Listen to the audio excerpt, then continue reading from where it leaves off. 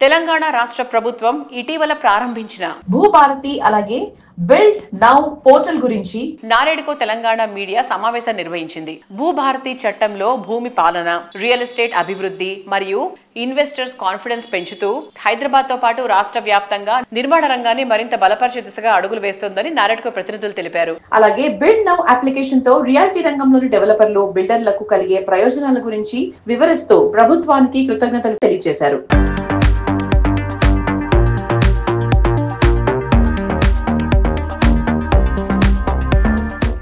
ఏదైనా మనం ఒక కొత్త అప్లికేషన్ కానీ కొత్త సాఫ్ట్వేర్ తీసుకొచ్చేటప్పుడు జనరల్గా దాన్ని ఒక పైలట్ ప్రాజెక్ట్గా ఒక ఏరియాలో టెస్ట్ చేసి మళ్ళీ ఏమైనా ప్రాబ్లమ్స్ వస్తే అవన్నీ అడ్రస్ చేసిన తర్వాత దాన్ని స్టేట్ మొత్తం ఇంప్లిమెంట్ చేస్తే ప్రాబ్లం ఉండదు. అంతవరకు పాత సిస్టమ్ రన్ అవుతూ ఉంటుంది కాబట్టి ఇష్యూస్ లేకుండా ప్రాబ్లం సాల్వ్ అవుతుంది. అలా కాకుండా ధరణి స్టేట్ మొత్తం తీసుకొచ్చారు. బట్ భూభారతి అనేది రైట్ఫుల్గా పైలట్ ప్రాజెక్ట్గా ఇప్పుడు 3 డిస్ట్రిక్ట్లో టెస్ట్ చేస్తున్నారు. సో దాంట్లో ఇంకా ఏమన్నా డెఫిషియన్సీస్ కానీ లేకపోతే ప్రాబ్లమ్స్, ఇష్యూస్ ఏమైనా ఉన్నా అవన్నీ అడ్రస్ చేయొచ్చు. ఇంకేమన్నా ఫీడ్బ్యాక్ వచ్చినా దాంట్లో కరెక్షన్ చేసి అది స్టెబిలైజ్ అయిన తర్వాత స్టేట్ మొత్తం ఇంప్లిమెంట్ చేయాలని తెలంగాణ ప్రభుత్వం ఆలోచిస్తుంది. ఇది రైట్ డెసిషన్. ఇది కాకుండా మాకు బిల్డింగ్ పర్మిషన్ శాంక్షన్స్ అంటే అంతకుముందు టీఎస్ బీపాస్ యాక్ట్లో ఇది 21 డేస్లో పర్మిషన్ ఇవ్వాలని ఉన్నా కూడా ఆ టైం పీరియడ్లో అసలు వచ్చిన దాఖలాలు లేవు. సో దాన్ని కూడా అడ్రస్ చేస్తా Telangana municipal administration department build now అని న్యూ అప్లికేషన్ ని లాంచ్ చేశారు. ఆల్రెడీ జిహెచ్ఎంసీలో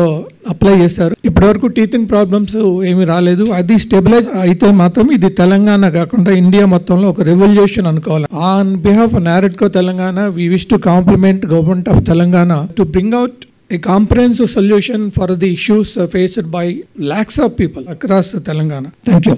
మన హైదరాబాద్ గ్రోత్కి చాలా సందేహాలు ఉన్నాయి. అసలు ఏ విధమైన సందేహం ఉండకూడదు. ఎందుకంటే ఇంతకుముందు జరిగిన దానికన్నా బెటర్గా చేయడానికి ప్రయత్నం చేస్తున్నారు. బిల్డ్ నౌ కానివ్వండి ఆర్ భూభారతి కానివ్వండి. లాస్ట్ పాలసీ ఏదైతే వచ్చిందో భూభారతికి ముందు ధరణి ఏదైతే ఉందో దాంట్లో డెవలపర్లు ఎంత సఫర్ అయినారో దానికన్నా ఎక్కువ దాదాపుగా 3 లక్షల మంది రైతులు సఫర్ అయ్యారు. దాంట్లో కంప్లైంట్స్ అన్నీ ఉన్నాయి. సో ఒక కామన్ మ్యాన్ కూడా చాలా ఇబ్బంది పడ్డాడు దాంట్లో. సో అవన్నీ కూడా ఈ భూభారతి ద్వారా సాల్వ్ అవుతాయని అనుకుంటున్నాం. We really thank government of Telangana, chief minister గారు అండ్ అందరు మంత్రులు కూడా చాలా కష్టపడుతున్నారు. దేర్ ఇస్ నో డౌట్, ఏ విధమైన సందేహం అవసరం లేదు. పాత ప్రభుత్వం చేసిన దేన్ని కూడా వీళ్ళు ఏది ఆపలేదు. దానికన్నా బెటర్మెంట్ చేయడానికి ప్రయత్నం చేస్తున్నారు తప్ప ఎక్కడ కూడా ఏది ఆపలేదు. This government is doing very well. We thank this government on behalf of NAREDCO Telangana.